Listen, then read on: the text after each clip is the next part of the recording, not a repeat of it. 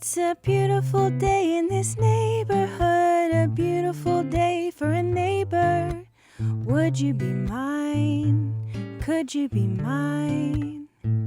It's a neighborly day in this beauty wood, a neighborly day for a beauty. Would you be mine? Could you be mine? I've always wanted to have a neighbor just like you. I've always wanted to live in a neighborhood with you. So let's make the most of this beautiful day. Since we're together, we might as well say, would you be mine? Could you be mine? Won't you be my neighbor? Well, if you haven't caught on to it yet, we started a new series today called Won't You Be My Neighbor, and we were trying with the Mr. Rogers thing. We just hired a new production, Ben, and he has been phenomenal. He was the one who did that video and made me do all those cheesy things, so if you want to blame anyone, it's him. It's not the actor. That's all he had to work with. So anyways, truly, I'm grateful for Ben and so many other people who made this series work. We've got a lot of extra elements today. One of those you'll see is there's family tables at the back that we're going to start keeping, especially during this series, see how it goes. We like wiggly, giggly people in this service. We know that kids make noise. Big kids make noise, too. We want everyone to feel welcome. So occasionally throughout this series, I'll try to channel my Mr. Rogers and bring kids up and do a story that makes sense for them, too. I really hope that you all feel how special this series is going to be for we're starting today and then 6 more weeks after today. I think this is a series that not only has the power to change our own lives, but truly change our whole communities. And I know that's something that pastors always kind of say, but I really believe in the power of being a good neighbor, and that's what I want to talk about a little bit here today. We're going to go with the Mr. Rogers theme throughout a lot, so you'll hear me quoting him. You may see some videos and stuff, but we are in church, so the ultimate definition of what a neighbor is going to be is what Jesus has to say about that, what God has to say. So I thought we would turn to a passage that talks about being a good neighbor. It's Luke chapter 10, verse 25 through 37, and this is Luke chapter 10, verse 25 through 37 says this. Just then a religion scholar stood up with the question to test Jesus. Teacher, what do I need to do to get eternal life? He answered, what's written in God's law? How do you interpret it? The man said, that you love the Lord your God with all your passion and prayer and muscle and intelligence, and that you love your neighbor as well as you do yourself. Good answer, said Jesus. Do it and you'll live. Looking for a loophole, the man, he asked, and just how would you define neighbor? Jesus answered by telling a story. There was once a man traveling from Jerusalem to Jericho. On the way, he was attacked by robbers. They took his clothes, beat him up, and went off, leaving him half dead. Luckily, a priest was on his way down the same road. But when he saw him, he angled across to the other side. Then a Levite, religious man, showed up. He also avoided the injured man. A Samaritan traveling the road came on him. When he saw the man's condition, his heart went out to him. He gave him first aid, disinfecting and bandaging his wounds. Then he lifted him onto his donkey, led him to an inn, and made him comfortable. In the morning, he took out 2 silver coins and gave them to the innkeeper, saying, take good care of him. If it costs any more, put it on my bill. I'll pay you on my way back. What do you think? Which of these 3 became a neighbor to the man attacked by robbers? The one who treated him kindly, the religion scholar responded. Jesus said, go and do the same. Go and do the same. Let's pray.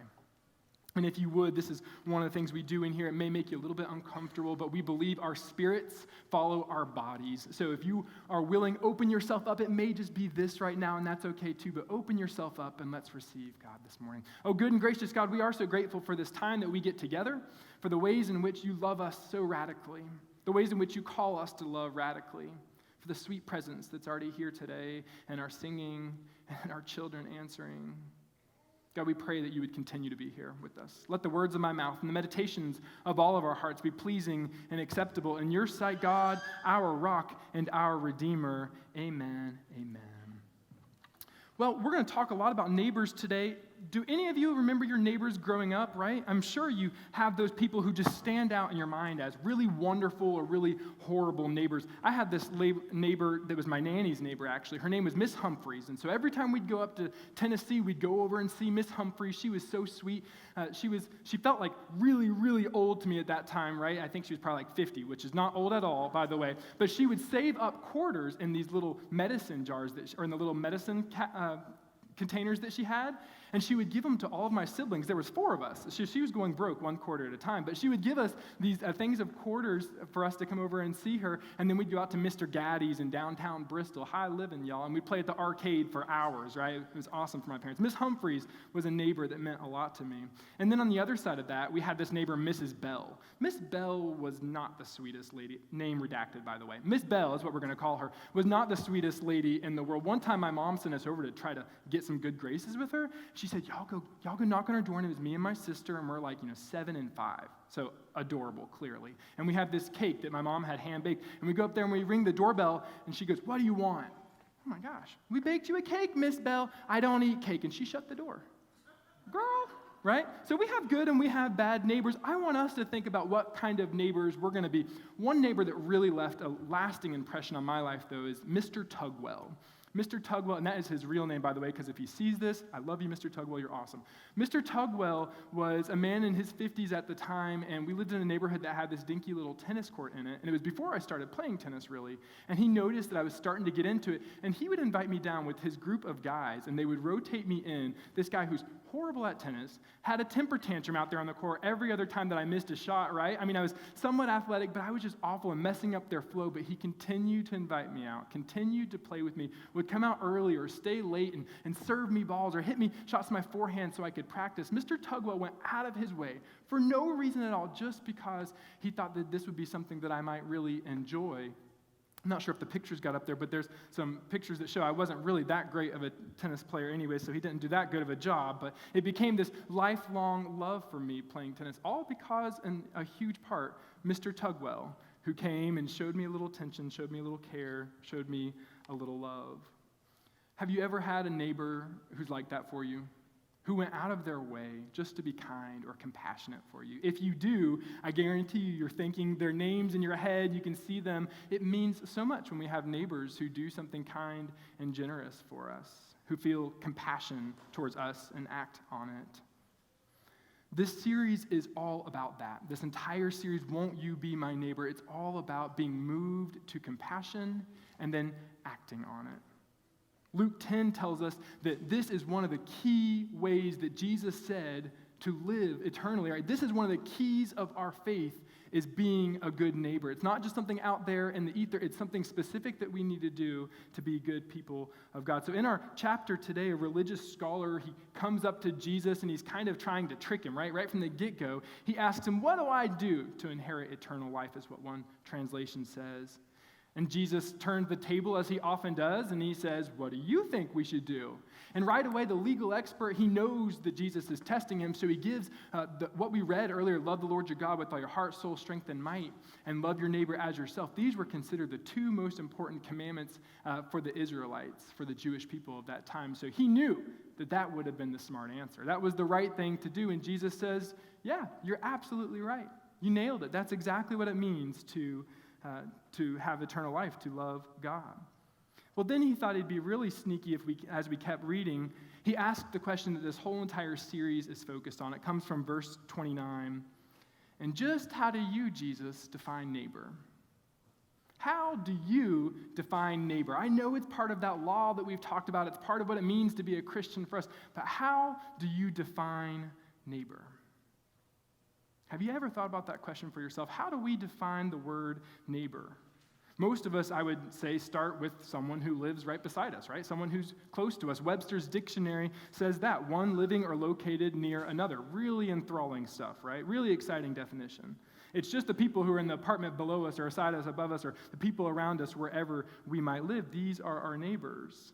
And if you're anything like me, though, your relationship with them is maybe somewhat minimal. Maybe you all are all nicer than me, and this whole entire series is wasted. I don't think so, though. Our relationships with our neighbors these days seems to be somewhat minimal. Maybe we sort of just keep to ourselves. We have that plain definition of neighbor. What it means to be a neighbor is simply to live next door to someone. Have you ever heard that phrase? It comes from the Robert Frost poem. Does anyone know what I'm talking about? Good fences make good neighbors, right? Good fences make good neighbors is what people bring up. It's in TV shows, and we sort of lift it up as privacy, these boundaries. This is what makes a good neighborhood. So not only do we appreciate our privacy, but we work hard to maintain this separation because good fences make good neighbors. Let's sort of keep to ourselves. But is this what Jesus is saying when he says loving God and being a good neighbor is the key to life? Did you catch that? That's what Jesus said. Loving God and loving your neighbor that's it. That is the key to what it means to follow Jesus. Clearly, not because in verse 29, when he is asked to define neighbor, he does what he often does. He tells a story when he goes on to define it. And this story is it's one of these infamous stories, isn't it? The Good Samaritan. We hear about it in secular culture as well as in Christian culture. We all sort of know this theme of the person who is the most unlikely of character to go and help someone out. So it's sort of lost some of its luster, but hear it again with me because I think there's a lot of power in it for us today.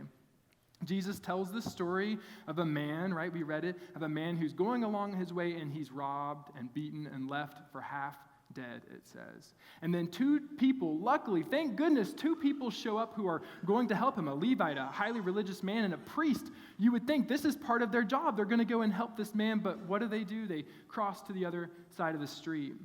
And Jesus tells the story of along comes a man from Samaria. And the reason why this was incredible is because the Samaritans, the people from Samaria, they did not get along with the Israelites. And that's an understatement. I mean, there was often incredible physical hostility that these two neighboring kind of tribes would have towards each other. The Israelites believed that the Samaritans hadn't kept their faith pure. They had intermarried with people who were not Israelites, and they had sort of picked up some new religious practices and put down some of the old ones and just did sort of whatever felt right to them. So even though they believed in the same God, the Yahweh God, they were doing things differently. So the Samaritans and Israelites, they did not cross. They did not ever hang out. Then it turns in verse 33 when it says, the Samaritan, he saw the man's condition, the man lying half dead in a ditch. He saw the man's condition. His heart went out to him. I love that. It's just such a soft way of saying it. He saw the man laying there, and his heart went out to him. The Common English Bible says it more simply, I think. He was moved with compassion. That's the word right there. He was moved with compassion. The Greek word that is used here in Luke's gospel for compassion, that's why this whole entire thing is turned on its head. The Greek word for compassion is used only 3 times in the gospel of Luke. You would think that would be something that Jesus would talk about more often, and he does, but there's another word for it. This specific Greek word for compassion is used only 3 times, and every single time, it's either God, God's self, or a direct agent of God. So to be moved with compassion in this way means to become a direct agent of God in the world. I thought that was powerful, so I'm going to let that soak in for a second. I think that is truly what it means. That's what the definition of being a good neighbor is about. To be moved with compassion, to let our hearts go out to people, family, friends, strangers alike, to be open and soft enough to what's happening around us, that we feel pulled by the stories and lives of those right next door, our neighbor, so we act. But being a neighbor, it can be really hard work. It really can, I think, to be a good neighbor in the way that Jesus compels us to be. It is going to be a challenge for us over the next 6 weeks. I really want you to do this with me over the next 6 weeks. I want us to become, as a church together, or maybe you're just visiting, I want us all, everyone here, to become better neighbors. And not in the way that we talk about it typically in Christianity. You see, Christianity has this way of talking about neighbors where we say, everyone's my neighbor. In the day and age of social media where we're more connected than ever, right? We have all this technology that connects us.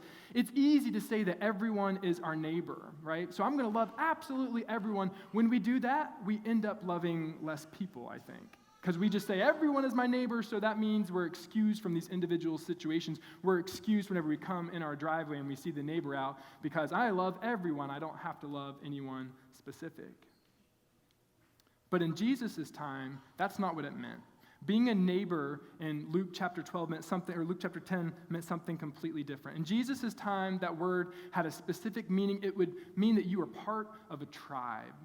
You were part of a deeply rooted family that feels connected to each other in real, tangible ways. You belonged to a group of people. Being a neighbor had connotations, had ramifications of truly belonging to each other. One definition literally used the word, they were part of the same tribe whenever Jesus used that word neighbor. Do you think of your next door neighbors as tribe members, as part of your tribe? Seth Godin talked about that, right? Like we need at least 50 people to be part of our tribe. Are your next door neighbors part of your tribe? Mine aren't, right? They're not people that I say I belong to. I like them well enough and I wave to them, right? But they're not members of my tribe. I try to be compassionate and I try to be good, but that's not really what this neighbor thing is talking about. You know, this week on Tuesday, Sam Moran and his life group, he leads a group of guys that go once a month, the first Tuesday of the month, and we serve breakfast. I say we, I've done it twice now, so don't get too excited about how generous I am. But we go at the first Tuesday of the month, and we start serving at 6:30, get up there at 5:30, and it was just an amazing time of fellowship with a few guys here from Providence. We cooked all this food. We smelled like fried hash browns and eggs and sausage the rest of the day. It was really cool. But we served these guys and connected with them. Even though they were small, they were meaningful conversations, and I felt like a good neighbor. I felt like this is what it means to be charitable and kind and nice. This is what God is talking about, right? That we need to be kind and loving to everyone all the time. This is me being a good neighbor because there are people here in Charlotte who are in need and are in recovery. And then later that afternoon, I was on a run in my neighborhood. And I was thinking through this series and kind of thinking through the ideas, and it hit me. I know more of those guys' name in that place than I do in my neighborhood, where I run through a couple times a week, where I drive through almost every single day, where I sleep every single night. I know more people who are miles and miles away that I may never see again than people that I have the opportunity to see and be with every single day. It broke my heart. It broke my heart that I didn't know more of their stories, that I didn't know more of who they are, that I hadn't reached out and connected to them, that I hadn't gotten involved in their lives or invited them to be involved in mine. But what being a good neighbor is all about is what I think Brene Brown talks about when she says it's hard to hate people up close, so move in. That's what being a good neighbor is all about, is getting close. Not annoyingly close. Don't go over and knock on their door every day or ask to borrow their cable subscription or that kind of thing. But occasionally we should have a cookout. Occasionally we should go out to coffee with them. Occasionally we should bring down their garbage cans when we're bringing down ours just to be nice. We should move in a little bit closer, even if they have the opposite placard of who you voted for in their front yard. Move in because people are hard to hate up close. So step forward, get to know them, and your heart becomes open to compassion. We become God's agents, really, in our world.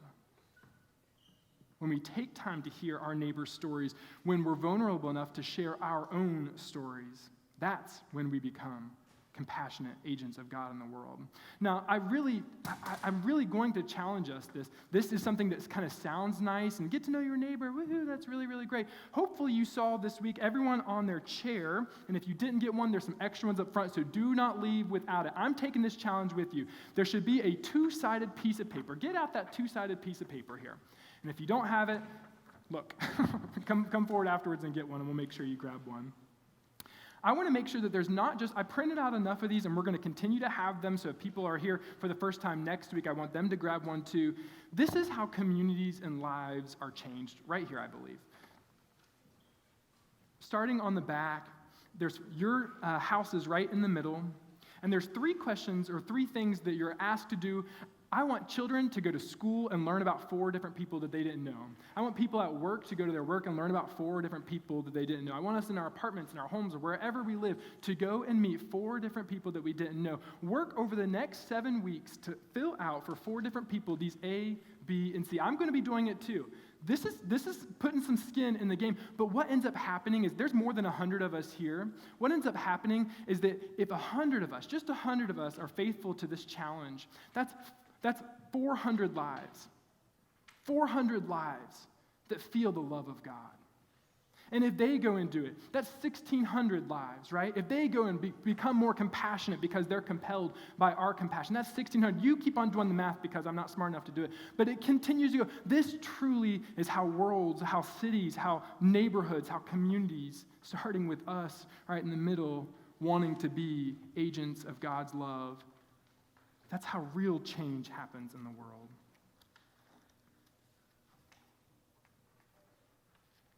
We're doing the Mr. Rogers things, if you hadn't noticed. So I thought I'd share a Mr. Rogers quote. He said this: "I hope you're proud of yourself for the times you've said yes, when all it meant was extra work for you and was seemingly helpful only to somebody else.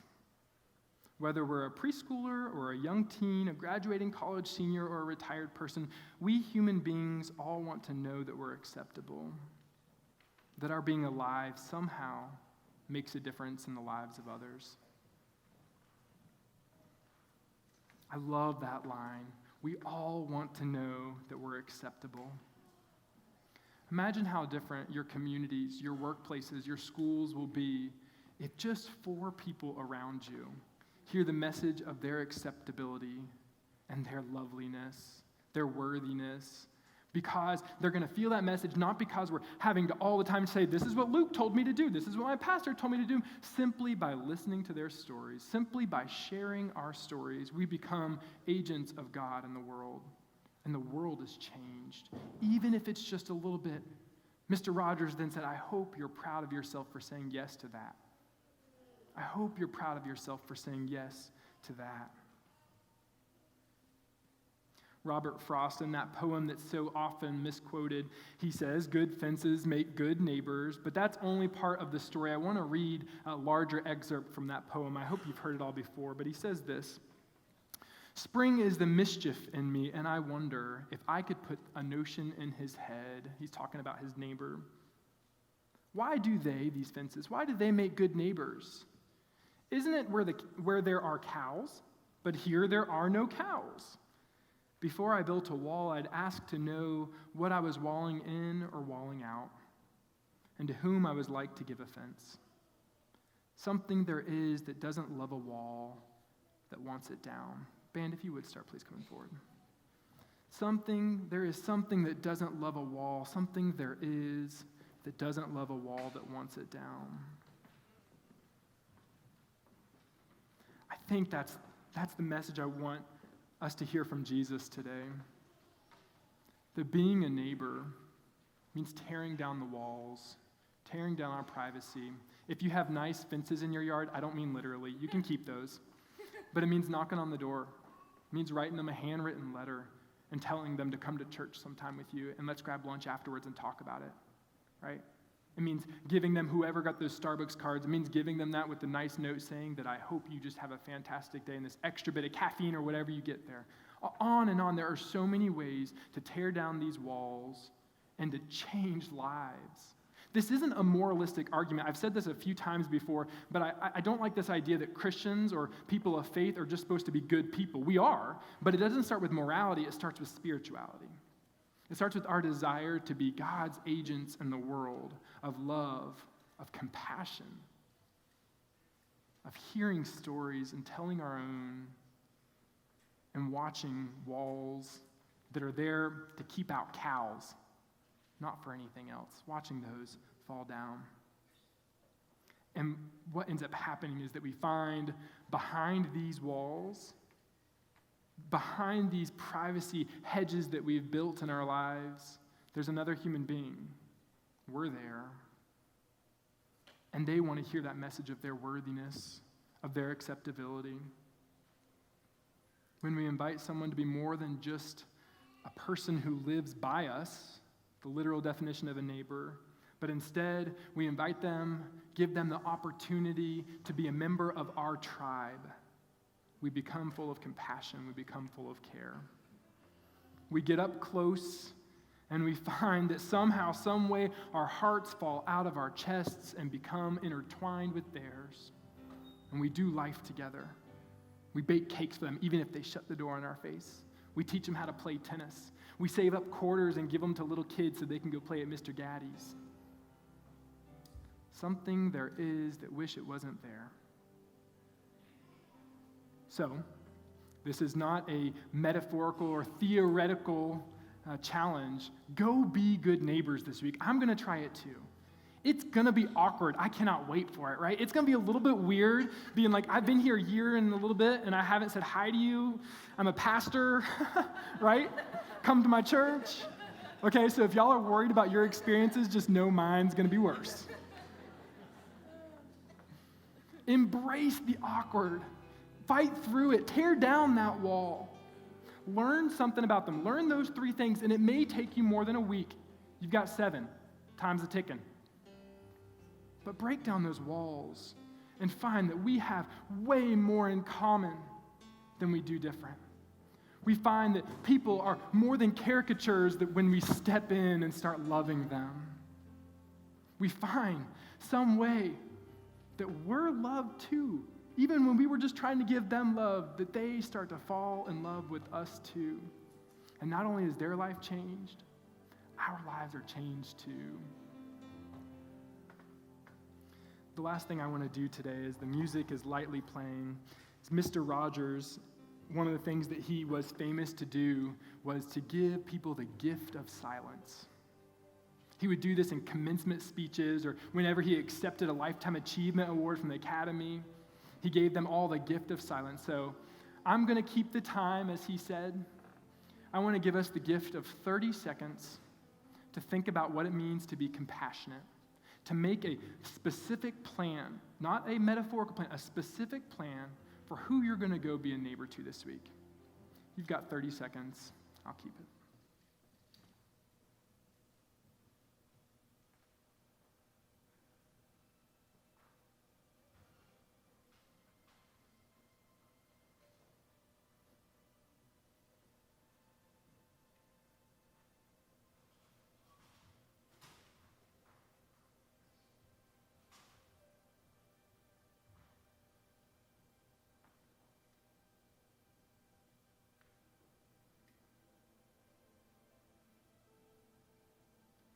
Thanks be to God.